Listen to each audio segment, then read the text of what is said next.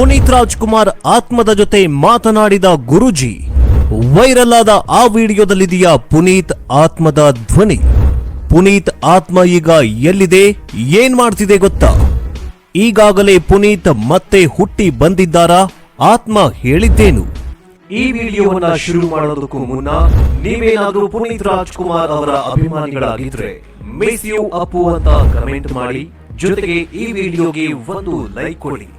ನೋಡೋಣ ನಮ್ಮ ಅಪ್ಪುಗೆ ಎಷ್ಟು ಲೈಕ್ಸ್ ಬರುತ್ತೆ ಅಂತ. ರಾಜಕುಮಾರನಿಗೆ ಎಷ್ಟು ಸಾವಿರ ಅಭಿಮಾನಿಗಳು ಇದ್ದಾರೆ ಅಂತ ನೋಡೋಣ. ಪವರ್ ಸ್ಟಾರ್ ಪುನೀತ್ ರಾಜ್ಕುಮಾರ್ ನಮ್ಮೆಲ್ಲರನ್ನ ಅಗಲಿ 2 ವರ್ಷಗಳೇ ಕಳೆದು ಹೋಗಿದೆ. ಆದರೂ ಪುನೀತ್ ರಾಜ್ಕುಮಾರ್ ನಮ್ಮೊಂದಿಗೆ ಇದ್ದಾರೆ ಅಂತಲೇ ಅಭಿಮಾನಿಗಳು ಅಂದುಕೊಂಡಿದ್ದಾರೆ. ನಿಮಗೆಲ್ಲ ಗೊತ್ತಿರೋ ಹಾಗೆ 2021 ಅಕ್ಟೋಬರ್ 29ರಂದು ಪುನೀತ್ ರಾಜ್ಕುಮಾರ್ ಅವರು ನಿಧನರಾಗಿದ್ರು. ಹೃದಯ ಸಂಬಂಧಿ ಕಾಯಿಲೆಯಿಂದ ಇದ್ದಕ್ಕಿದ್ದಂತೆ ಇಹಲೋಕ ತ್ಯಜಿಸಿದ್ರು.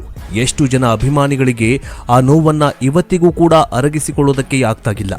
ಇನ್ನು ಅವರು ಅಗಲಿದ ಸಂದರ್ಭದಲ್ಲಿ ಅವರ ಪುನರ್ಜನ್ಮದ ಬಗ್ಗೆ ಸಾಕಷ್ಟು ಚರ್ಚೆ ಆಗ್ತಾಗಿತ್ತು. ಅದರಲ್ಲೂ ಕೆಲವೊಂದಿಷ್ಟು ಪುನರ್ಜನ್ಮ ತಜ್ಞರು ಅಪ್ಪು ಅವರ ಆತ್ಮದ ಜೊತೆ ಮಾತನಾಡಿದ್ದೀವಿ ಅಂತಲೂ ಕೂಡ ಹೇಳಿದ್ದು ಬಹಳ ಚರ್ಚೆಗೆ ಗ್ರಾಸವಾಗಿತ್ತು.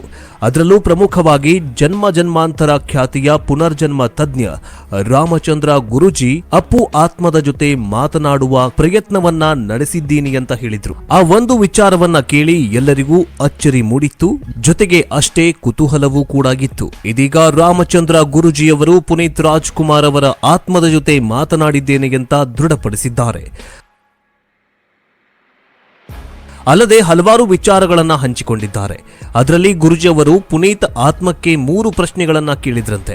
ಆ 3 ಪ್ರಶ್ನೆಗಳಿಗೆ ಪುನೀತ್ ಆತ್ಮ ಉತ್ತರಿಸಿದೆಯಂತೆ. ಹಾಗಾದರೆ ಅಪ್ಪು ಆತ್ಮದ ಜೊತೆಗೆ ರಾಮಚಂದ್ರ ಗುರೂಜಿಯವರು ನಡೆಸಿದ ಮಾತುಕತೆ ಏನು? ರಾಮಚಂದ್ರ ಗುರೂಜಿಯವರು ಬಿಚ್ಚಿಟ್ಟ ಸಾವಿನ ರಹಸ್ಯವೇನು? ನಮ್ಮೆಲ್ಲರ ಪ್ರೀತಿಯ ಅಪ್ಪು ಈಗಾಗಲೇ ಮತ್ತೆ ಜನಿಸಿದ್ದಾರಾ? ಪುನೀತ್ ರಾಜ್ಕುಮಾರ್ ಅವರ ಪುನರ್ಜನ್ಮದ ಬಗ್ಗೆ ಗುರೂಜಿಯವರು ಹೇಳಿದ್ದಾದ್ರೂ ಏನು ಅನ್ನೋದನ್ನ ಈ ವಿಡಿಯೋದಲ್ಲಿ ಸಂಪೂರ್ಣವಾಗಿ ಹೇಳ್ಕೊಡ್ತೀವಿ. ಪುನೀತ್ ರಾಜ್ಕುಮಾರ್ ಅಗಲಿಕೆಯ ಸುದ್ದಿ ಅಭಿಮಾನಿಗಳಿಗೆ ಬರಸಿಡಿಲಿನಂತೆ ಬಡದಿತ್ತು.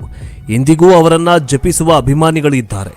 ಎಲ್ಲೋ ಒಂದ್ ಕಡೆ ಹೊರಗಡೆ ಹೋಗ್ಬೇಕಾದ್ರೆ ಪುನೀತ್ ರಾಜ್ಕುಮಾರ್ ಅವರ ಫೋಟೋ ನೋಡಿದಾಗ ಯಾವುದಾದ್ರೂ ಸಿನಿಮಾ ರಿಲೀಸ್ ಆಗ್ತಾ ಇದೆಯಾ ಅನ್ನುವಂತಹ ಭಾವನೆ ನಮ್ಮೆಲ್ಲರಲ್ಲಿ ಮೂಡುತ್ತೆ. ಇಂದಿಗೂ ಅವರನ್ನ ಜಪಿಸುವ ಅಭಿಮಾನಿಗಳಿದ್ದಾರೆ.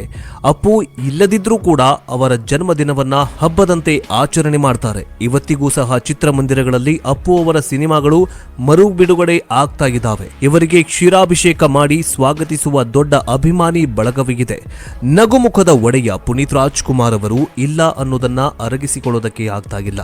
ಆದರೆ ಪುನೀತ್ ರಾಜ್ಕುಮಾರ್ ಅವರೊಂದಿಗೆ ಮಾತನಾಡುವ ಪ್ರಯತ್ನವನ್ನ ಗುರೂಜಿ ಒಬ್ಬರು ಮಾಡಿದ್ದಾರೆ. ಈ ಹಿಂದೆಯೇ ಕಸ್ತೂರಿ ವಾಹಿನಿಯಲ್ಲಿ ಜನ್ಮಾಂತರ ಎನ್ನುವ ಕಾರ್ಯಕ್ರಮ ಪ್ರಸಾರ ಆಗ್ತಾ ಇತ್ತು. ನಿಮಗೆಲ್ಲರಿಗೂ ಕೂಡ ಆ ಕಾರ್ಯಕ್ರಮ ನೆನಪಿರಬಹುದು. ಆ ಒಂದು ಕಾರ್ಯಕ್ರಮವನ್ನ ಪುನರ್ಜನ್ಮ ತಜ್ಞ ರಾಮಚಂದ್ರ ಗುರೂಜಿಯವರು ನಡೆಸಿಕೊಳ್ತಾ ಇದ್ರು.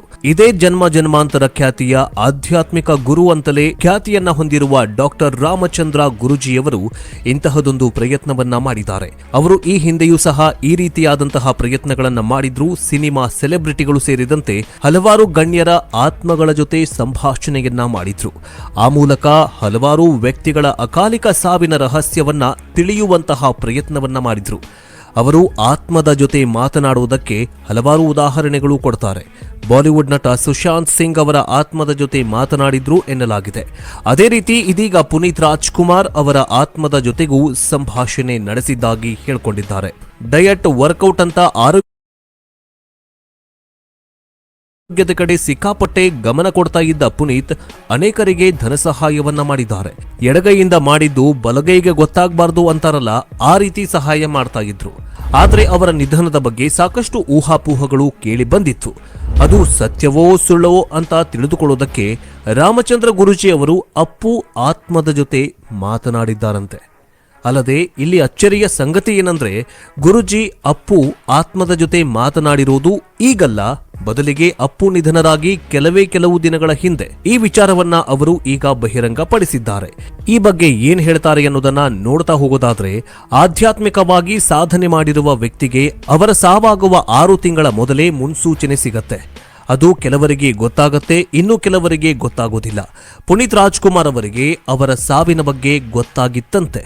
ಅವರು ಅದನ್ನ ಸ್ವೀಕಾರ ಮಾಡಿ ಸುಮ್ಮನಿದ್ದಿರಬಹುದು ಅಥವಾ ಗೊತ್ತಾಗದೇ ಇದ್ರೂ ಕೂಡ ಇರಬಹುದು.